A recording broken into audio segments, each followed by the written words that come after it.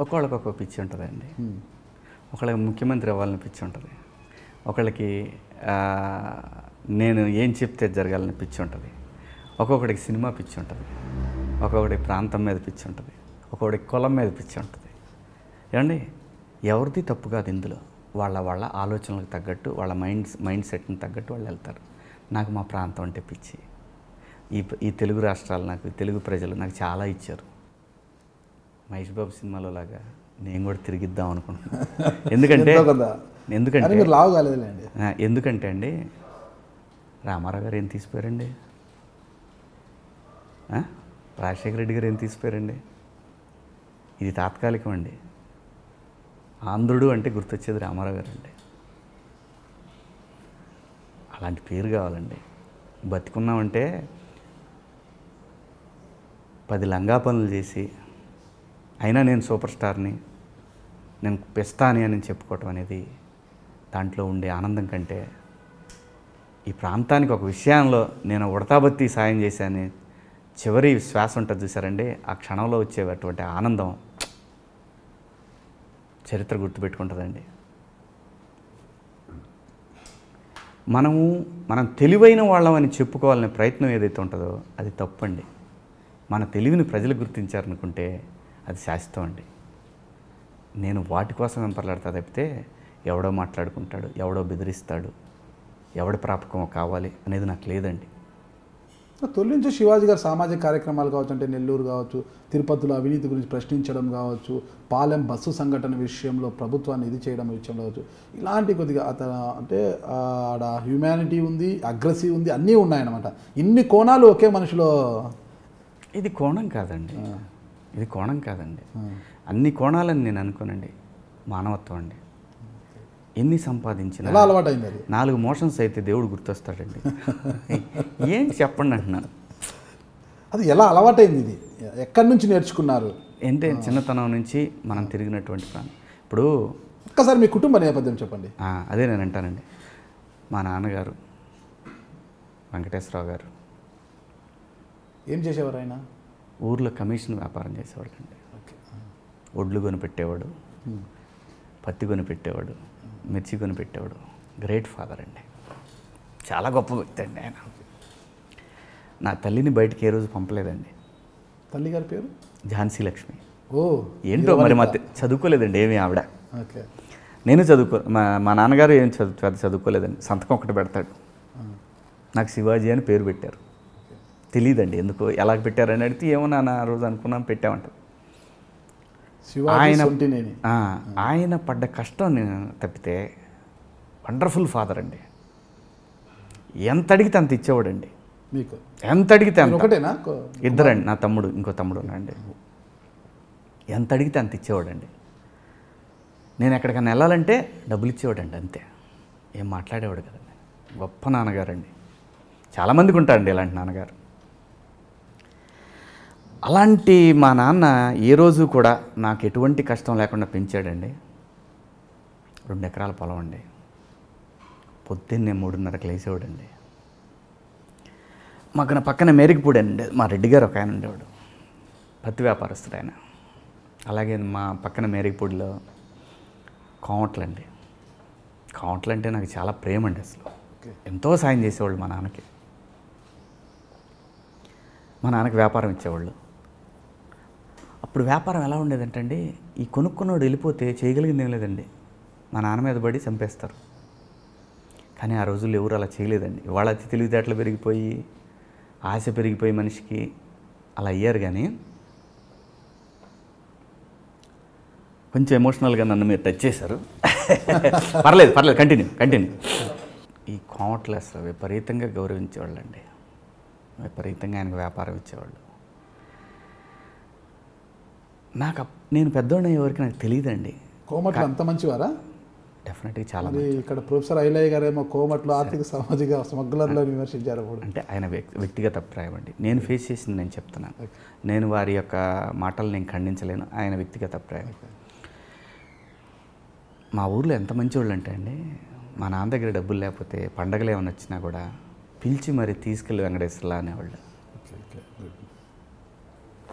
చాలా అర్థంగా ఉంటుంది. లేదండి, మా ప్రాంతంలో పిలిచి తీసుకెళ్ళనేవారు చాలా తక్కువ ఉంటారు. అది అట్లా లేదండి, మా ఇంట్లో కష్టమే కదా, చాలామంది కష్టాలు మా ఊళ్ళో, మా కోమట్లు, మా చుట్టుపక్కల కానీ మా నర్సరావుపేటలో అయినా సరే కోమట్లు చాలా మంచోళ్ళు అండి. వాళ్ళు ఒక రకంగా సమయానికి ఆదుకునే మనుషులండి వాళ్ళు. మాకు మా ప్రాంతంలో వ్యాపారంలో ఖచ్చితంగా ఉన్న అవసరానికి ఆదుకునేవాళ్ళు అండి. సో వాళ్ళంటే నాకు చాలా గౌరవం. మా నాన్నగారికి నర్సరావుపేటలో కూడా మారుతి సిల్క్స్ కూనిశెట్టి ఆంజనేయులు గారని సార్ మా పండగకి బట్టలు అక్కడే తెచ్చుకునేవాళ్ళం అండి. ఇంటికి వెళ్ళినా కూడా మా ఫ్యామిలీని అందరిని కూడా ఇంటికి పిలిచి భోజనం పెట్టి, మాకు చిన్నప్పుడు క్రేజ్ ఉండే గోల్డ్ స్పాట్ ఇచ్చేవాళ్ళు వాళ్ళ ఇంట్లో. గోల్డ్ స్పాట్ గోల్డ్ స్పాట్ ఇప్పుడు లేదు, అది లేదు. గోల్డ్ స్పాట్, ఆ గోల్డ్ స్పాట్ దానికోసం వాళ్ళ ఇంటికి ఎప్పుడు పోతామమ్మా అనేవాళ్ళం. మా నాన్నే, నేను నాన్న వాళ్ళ ఇంటికి పోదాం నాన్న అనేవాళ్ళం. నేను మా తమ్ముడు ఎప్పుడన్నా వచ్చేవాడు, చిన్నవాడు పాప, ఆయన అప్పిచ్చేవాడు, కోప్పడేవాడు. మా నాన్న ఇస్తాంలేండి అని అనేవాడు. మా నాన్న పారిపోతామా ఏంటి, పారిపోతాం అట్లా మాట్లాడేవాళ్ళు కదండి. మళ్ళీ ఇస్తానండి, కొద్దిగా ఇబ్బంది ఉందంటే అర్థం చేసుకునేవాళ్ళు. వాళ్ళ పిల్లలు అందరూ కూడా అలా చాలామంది మా నాన్నకు సహాయపడ్డారండి. మా నాన్న ఇప్పుడు కూడా, నేను మా నాన్న పడ్డ కష్టాన్ని మేము చాలా ఇబ్బందులు పడిపోయామని నేను చెప్పను. ఆయన బాధ్యతని ఒక మగాడిగా అద్భుతంగా పోషించాడండి. ఉన్నారు సార్ నాన్నగారు? ఒక బాధ్యత గల తండ్రిగా లేరండి. ఆయన 2006లో చనిపోయారండి. ఎలా? కామన్ హార్ట్ అటాక్ అండి. Heart attack. నేను షూటింగ్లో ఉన్నాను, చనిపోయారని తెలిసింది. సో మా అమ్మగారిని కూడా ఏ రోజు కూడా, మా అమ్మని చిన్న కష్టం ఏం లేదు మళ్ళీ ఆయన దగ్గర, సహజంగా అయితే పొలం పంపిస్తారంతా, మా నాన్న పంపించలేదు. ఏనాడు పంపలే, మా అమ్మకి ఎంత కష్టం అనేది చేయలే. అంత అద్భుతమైనటువంటి తండ్రి, ఒక అద్భుతమైనటువంటి అంత గొప్ప తల్లి. అలాగే కొన్ని కోట్ల మందికి ఉంటుందండి తల్లి, ఎప్పుడు కూడా తల్లి. అమ్మగారు ఉన్నారు సార్? అమ్మగారు మీ దగ్గర ఉన్నారా?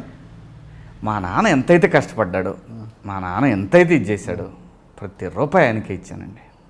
మీరు తిరిగి ఇచ్చారు. అమ్మకి తిరిగి ఇస్తున్నారు ఇప్పుడు మీరు? అమ్మ తర్వాతనే నాకు దొరికిన భార్య కూడా మహాగుణవంతురాలండి. మేము ఏనాడు మా ఫ్యామిలీ, మీరు ఎప్పుడు ఎక్కడ చూసి ఉంటారు మా ఫ్యామిలీని. ఎక్కడ మ్యారేజ్ చేసుకున్నారు మీరు? ఇక్కడండి, హైదరాబాద్ అండి. హైదరాబాద్, తెలంగాణ. వాళ్ళు బీసీ అండి, వాళ్ళు గౌడ కులస్తులు. మనిషి కులం అండి అంతే, బీసీడీ ఎస్సీలు ఏమండి అంటే చెప్తున్నాను. కొంతమంది నన్ను తిడతా ఉంటారు, నా కులాన్ని పెట్టి తిడుతుంటారు. మనిషి కులం, నా కులాన్ని పెట్టి తిట్టే వాళ్ళకి చెప్పాలి కదా మనం, మరి కుల గెజ్జి మీకుందరా నాకు లేదురా. సో ఆ విధమైనటువంటి బ్యాక్గ్రౌండ్ అండి నాది. తమ్ముడు ఏం చేస్తున్నారు? తమ్ముడు ఊర్లోనే వ్యవసాయం చేస్తాడండి. తను డబ్బింగ్ ఆర్టిస్ట్ కూడా అండి. అప్పుడప్పుడు వచ్చి సరదాగా డబ్బింగ్లు చెప్పి వెళ్ళిపోతుంటాడు, ఊరు వెళ్ళిపోతాడు. ఊర్లోనే వ్యవసాయం అండి. మా నాన్నగారికి ఆయన కొనాలనుకున్నంత పొలం కొన్నానండి నేను. నాకు ఒక 20 ఎకరాల పొలం కావాలన్నాడు. మొత్తానికి కష్టపడి ఆయన కోరిక తీర్చానండి. మీరు తీర్చారు?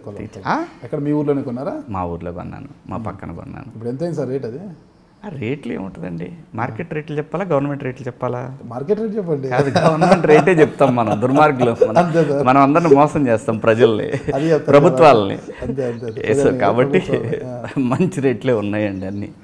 ఇప్పుడు వేలల్లో ఉన్నాయి, లక్షలు కోట్లు. నాన్నగారి కళ తీర్చినట్లయింది. అది ప్రాపర్టీ భవిష్యత్తుకు మీ ఫ్యామిలీకి ఉపయోగపడేలాగా అన్ని రకాలుగా తీర్చామండి. పూర్తిగా వ్యవసాయదారుల కుటుంబం నుంచి వచ్చామండి. ఓకే. అంటే ఎక్కడే చదువుకున్నారు మీరంతా కూడా? నేను నర్సరావుపేటలో, మామూలుగా మా ఊర్లోనేమో ప్రైమరీ స్కూల్ అండి, 6th క్లాస్ 7th క్లాస్ వరకు.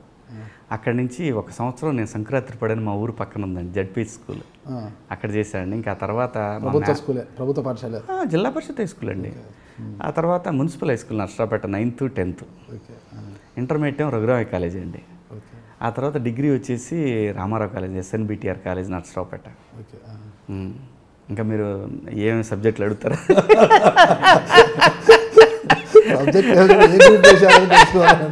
బిఏ అండి. అయ్యో ఉంటాయో మీరే తెలుసుకోండి, ఒకవేళ మీరేం చదువుకున్నారు నాకు తెలియదు. బిఏనే చేశారా? బిఏ చేశారు, సైన్స్ సైడ్ అలా వెళ్ళేదన్నా?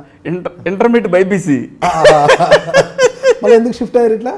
మా నాన్నకు ఉండేది కోరిక డాక్టర్ చేయాలని. చూడండి ఆయనకి 2 ఎకరాలు కోసేంత ఉంది కోరిక. కోరికలో ఆయన కోరిక చదివించాలని. అదే అంతే. మనమేమో మనకు అసలు ఆ గోలే లేదా, చదివే గోలే లేదు.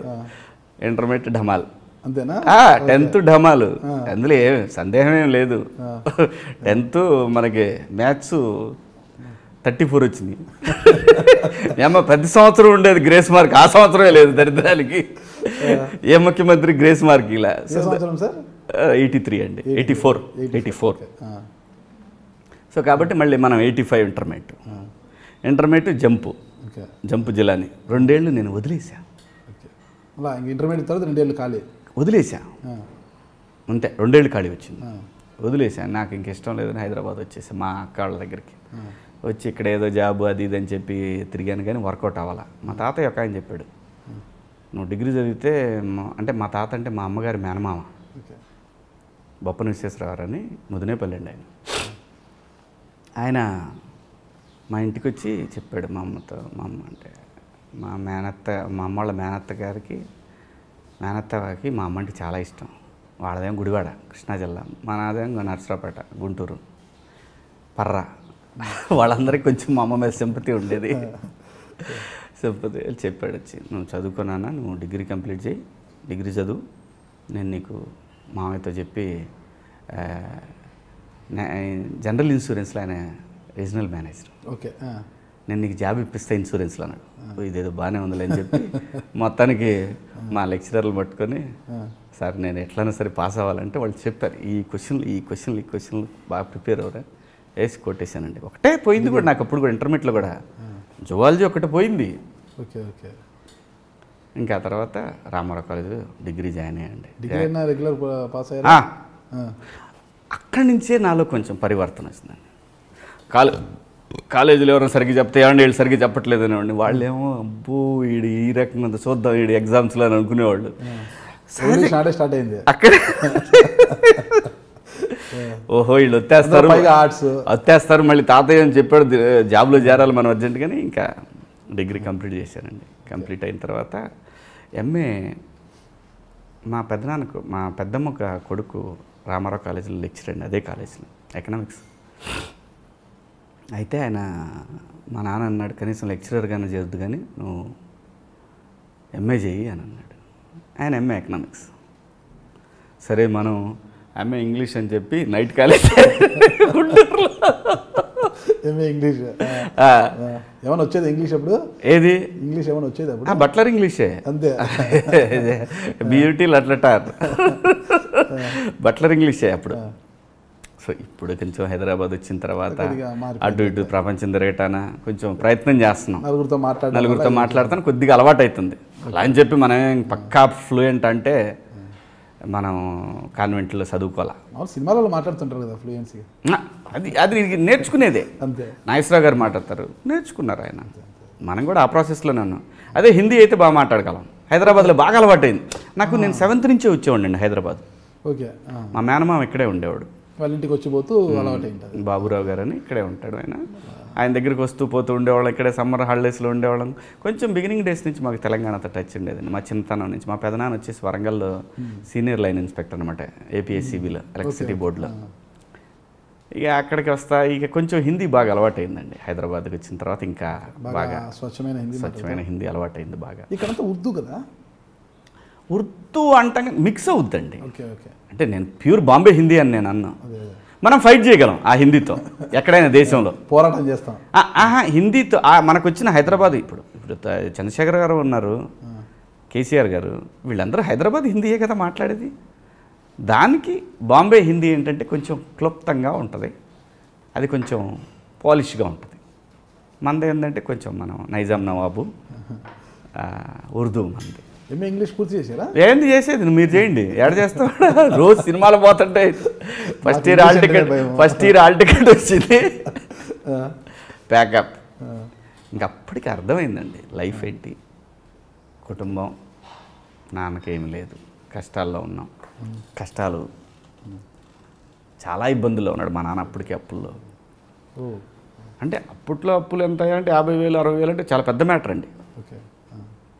అప్పు ఉంది ఒక 50,000 60,000 అయితే చాలా. అమ్మకి ఏదేదో చెయ్యాలా. ఇంకా అక్కడి నుంచి ఆ కసితోటి పనిచేశానండి. హైదరాబాద్కి వచ్చింటేనే ఏమైనా జాబ్ చేశారా అంటే? నేను ఇక 4-5 సినిమాలు తీసుకోవచ్చండి, ఆ కథ అంతా చెప్తే మీకు. అట్లా కదా సార్, హైదరాబాద్కి వచ్చిన వెంటనే జాబ్ సర్చింగ్లో ఉన్నారా మరి? జాబ్ సర్చింగ్ అండి, జాబ్ ఏం జాబ్ సర్చింగ్. చేశారు మీరు? లేత్ మిషన్ల మీద పనిచేశాను. అయ్యో, చాలా పనులు చేశానండి, హార్డ్ జాబ్స్ చాలా చేశాను. జాబ్ చేసి డిగ్రీ పూర్తి చేసి వచ్చి లేత్ మిషన్లు ఇవన్నీ పనిచేశారు. మరి డబ్బులు కావాలి కదా, ఎట్లా? ఏదైనా ఆఫీసెస్ ఇప్పుడు అమెరికా వెళ్ళగానే మనకేం డబ్బులు రావండి. అక్కడికి వెళ్ళి బర్గర్ కింగుల్లో వాటిలో ఇట్లా పని చేసుకుంటేనే మనకి డబ్బులు. అది తప్పు కాదు, డిగ్నిటీ ఆఫ్ లేబర్ చాలా అద్భుతం అండి ఆ కంట్రీ. మనం చేసే పనికి పని తప్పితే అక్కడ ఏం పని చేస్తున్నాం అనేది కాదు, చెడ్డ పని చేయడానికి ఛాన్స్ లేదు. డిగ్రీ పూర్తి చేశారు కదా, నాకు ఎక్కడ ఆఫీసులో క్లరికల్ ఏమైనా రాలేదా అనేది? ఏమొస్తాయండి బీఏకి? మీరు చెప్పండి, పోనీ బీకామన్ అయితే అనుకోవచ్చు. ఏమొస్తుంది బీఏకి? మీరు చాలా ప్రయత్నం చేస్తున్నారు నా దగ్గర నుంచి లాగడానికి. పర్వాలేదు ఏమండి. సో కాబట్టి అవి బియ్యకి ఏమీ రాదు, బియ్యంలో ఏలు పెట్టడం అనేవాళ్ళు అప్పట్లో, అంతే తప్పితే ఏమీ లేదు అక్కడ. ఆ రోజున మనకి మన చరిత్ర గురించి తెలుసుకోవటానికి, ఆర్థిక వ్యవస్థ గురించి తెలుసుకోవటానికి తప్పితే పొలిటికల్గా ఎలా ఉంది ఆ ఇంట్రెస్ట్ అప్పుడు క్రియేట్ అయింది నాకు. ఓహో, ఇది మన చరిత్ర, ఇది మన రాజకీయ వ్యవస్థ, ఎకనామిక్స్ తెలుసుకున్నారు, ఇది మన రాజకీయ వ్యవస్థ, ఇది మన ఆర్థిక వ్యవస్థ. ఆ రోజు నుంచి నాకు అవగాహన ఉందండి, ఆ రోజు నుంచి అవగాహన ఉంది నాకు. ఆ రోజు నుంచి నిరంతరం నాకు సొసైటీ మీద ఏం జరుగుతుంది అనేటటువంటి నేను అవగాహన పెంచుకున్నాను. అది నా ఇంట్రెస్ట్, అంతే తప్పితే నేను తోపేం కాదు.